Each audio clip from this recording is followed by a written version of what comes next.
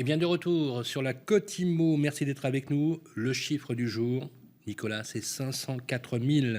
Oui, c'est le nombre de permis de construire délivrés entre mai 2021 et avril 2022, en hausse de 85 000 permis sur un an, soit 20%.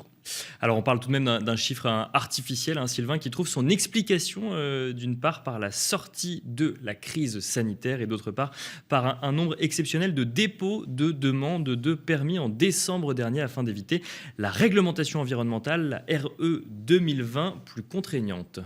Alors, car dans le même temps, comme vous le savez, Nicolas, quelques 393 000 logements ont été mis en chantier, soit 4% de plus sur un an, Nicolas. Et un tel écart entre les courbes n'a pas été observé depuis 2013 et l'application de la réglementation thermique 2021. Voilà, c'était le chiffre du jour. On vous le rappelle, 504 000. On passe maintenant à la deuxième interview de la Côte Immo, l'expert Immo. L'expert Immo, nous avons le plaisir de recevoir Renaud Leroy, cofondateur d'Homeland. Bonjour Renaud Leroy. Bonjour Nicolas, bonjour Sylvain. Bienvenue sur la Côte Immo. Alors, on va évoquer avec vous ce sujet de syndic de copropriété, syndic en ligne ou néo-syndic. Vous nous direz d'ailleurs dans quelques instants, vous nous rappellerez peut-être la différence pour ceux qui nous écoutent. Juste avant de rentrer effectivement dans le détail de votre activité et des questionnements qu'on peut avoir autour de l'évolution des syndics de copropriété. Un petit rappel quand même pour ceux qui nous écoutent, le syndic de copropriété gère les parties et les charges communes d'un immeuble. Il peut être coopératif, c'est-à-dire qu'il peut être piloté bénévolement par des copropriétaires ou professionnel lorsqu'il est confié à une entreprise moyennant finance. Et alors justement, en ce qui concerne les syndics de copropriété, ceux qui nous écoutent savent qu'ils peuvent être parfois moyennement apprécié par ceux qui en tout cas sont au conseil syndical. Je ne sais pas si c'est votre cas, Sylvain, si vous entendez bien avec votre syndic. Ah oui, surtout qu'en plus je suis dans une maison, donc forcément... Ah bah voilà, oui, le syndic tout de suite est bien géré. Oui, je m'entends très bien avec moi-même. D'ailleurs, je vais me convoquer pour la prochaine assemblée générale. Le conseil syndical va convoquer le syndic et c'est une seule et même personne. En tout cas, effectivement, on a l'impression que les syndics de copropriété sont moyennement appréciés. C'est en tout cas ce que laisse à penser une étude récente réalisée par l'IFOP pour Opinion System, société centrée sur le marché immobilier qui recueille les avis clients. Vous pouvez voir apparaître à l'écran donc les résultats de cette étude. Les copropriétaires sondés attribuent au syndicat une note moyenne de 6,5 sur 10 contre 7,2 pour les courtiers en crédit immobilier et 7,3 pour les agents immobiliers. Les syndics de copropriété sont-ils les mal aimés de l'immobilier? Une question qu'on va vous poser. Renaud Leroy, c'est vrai qu'on a du mal à imaginer comment on peut bien s'entendre avec son syndic parce que c'est quand même le porteur de mauvaises nouvelles et celui qui doit les gérer derrière. Juste avant, j'aimerais que vous nous rappeliez la différence entre un syndic en ligne et un néo-syndic. C'est-à-dire qu'il y a des acteurs traditionnels qui sont là depuis très longtemps, qui sont payés pour gérer tout ce qui se passe dans la copropriété à notre place quand on est propriétaire. Et puis, il y a des nouveaux acteurs sur le marché qui prennent des voies un peu différentes. Il y a ceux qui mettent en place une plateforme et qui disent aux copropriétés, débrouillez-vous avec ça. Et d'autres qui disent, on va essayer d'intégrer un petit peu les deux, ce qu'on faisait avant, mais aussi des solutions digitales. C'est ça la grande différence entre néo-syndic et syndic en ligne, selon vous? Alors c'est ça, et là en plus vous avez introduit plutôt le concept de plateforme d'autogestion. D'accord. Plus un logiciel. Donc il y a trois façons de se modifier, de se transformer. C'est ça, donc là ça va permettre, comme on disait tout à l'heure, aux copropriétaires de s'autogérer grâce à ce logiciel. D'accord. Les syndics en ligne, c'est quelque chose qui existe depuis peut-être 2014. Et là, en fait, c'est une offre où le syndic professionnel ne va faire que la comptabilité. Et donc, les copropriétaires sur place vont s'occuper des prestataires, de la gestion des travaux. D'accord. Mais donc, c'est un positionnement qui me paraît un petit peu délicat parce que quand on est syndic, donc avec une carte professionnelle, on est aussi responsable de s'assurer que l'immeuble est hors d'état de péril. Donc, en étant syndic en ligne, c'est un petit peu compliqué. Ça marche sur les très petites copropriétés. Et ensuite, les néo-syndics, dont Homeland fait partie, que j'ai cofondé en 2016 avec mon associé Frédéric, ça allie le meilleur des deux mondes entre le digital et une présence humaine dans les immeubles. Donc on vient développer des logiciels qui vont faire gagner beaucoup de temps à nos équipes sur toutes les tâches administratives, comptables, pour que les professionnels puissent être plus présents sur le terrain auprès des conseils syndicaux, pour accompagner les entreprises, pour faire aussi vous le parliez sur le sujet précédent, de l'accompagnement sur tous les sujets de réhabilitation énergétique. Donc c'est quelque chose de très important et nous, syndics de copropriété professionnelle, on est au centre de ces questions-là. Donc néo-syndic, c'est ça, c'est le meilleur des deux mondes entre le digital et l'humain, parce que sur les grandes copropriétés notamment, c'est important d'avoir des professionnels qui comprennent bien tous ces sujets. Une question un peu provocatrice, mais on entend souvent des propriétaires ou des copropriétaires se plaindre de leur syndic en disant il me coûte trop cher, puis de toute façon ils mettent pas suffisamment en concurrence les prestataires qu'on fait intervenir, et puis ils servent qu'à ça. Donc globalement, je peux le faire moi-même. Quand on veut innover sur ce marché, d'un côté, il faut prendre ce qui va pas bien dans les syndics traditionnels, et de l'autre, continuer à apporter de la valeur là où globalement le copropriétaire considère qu'il pourrait se débrouiller tout seul. Comment est-ce qu'on continue à avoir une valeur finalement dans le syndic alors que les propriétaires et les copropriétaires ont de plus en plus les moyens de faire ça tout seul? Alors c'est une excellente question.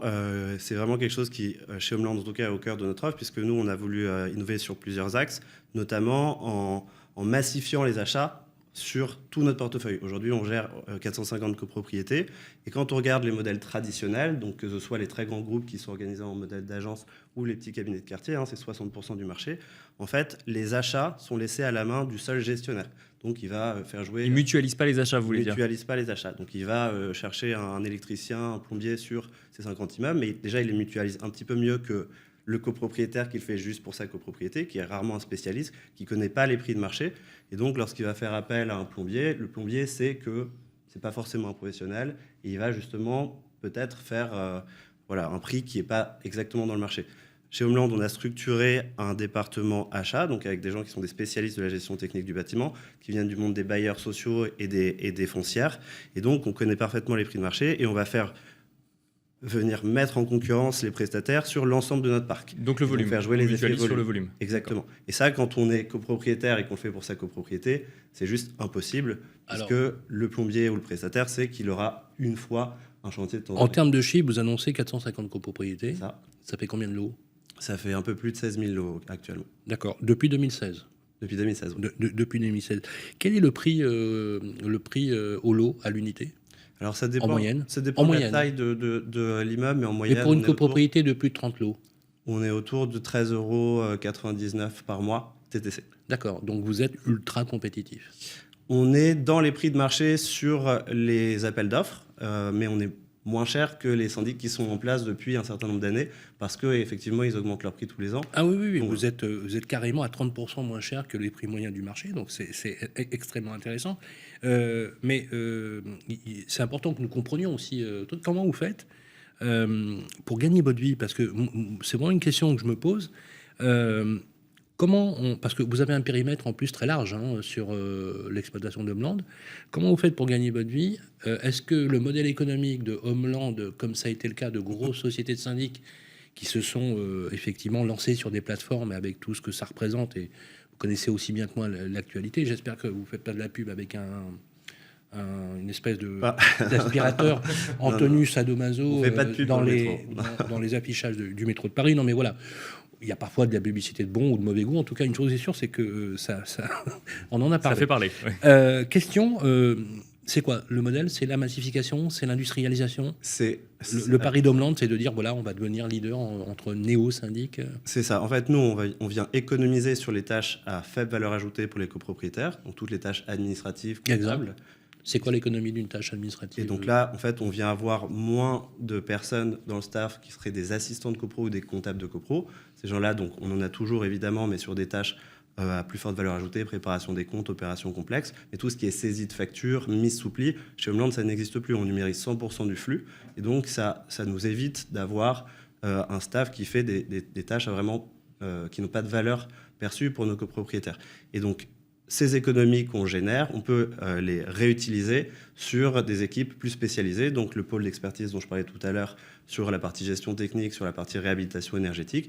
Et donc, c'est en faisant des économies sur les postes d'assistants de copropriété et de comptables de copropriété, en tout cas d'assistants comptables de copropriété, qu'on arrive à gagner notre vie. On est rentable sur nos opérations, mais on investit dans le logiciel. Donc aujourd'hui, Homeland est une société rentable ? Les opérations sont rentables, mais comme on investit dans le logiciel, avec notre équipe de développeurs informatiques, on doit lever des fonds pour financer ce financement. Donc on a levé 11 millions d'euros jusqu'à présent pour financer les investissements et aussi pour financer une politique de croissance externe. Ok, vous avez levé 11 millions d'euros auprès de quoi? De fonds d'investissement Auprès de fonds d'investissement, dont la Banque des Territoires, qui est une filiale de la Caisse des dépôts, qui connaît par cœur le monde de l'immobilier.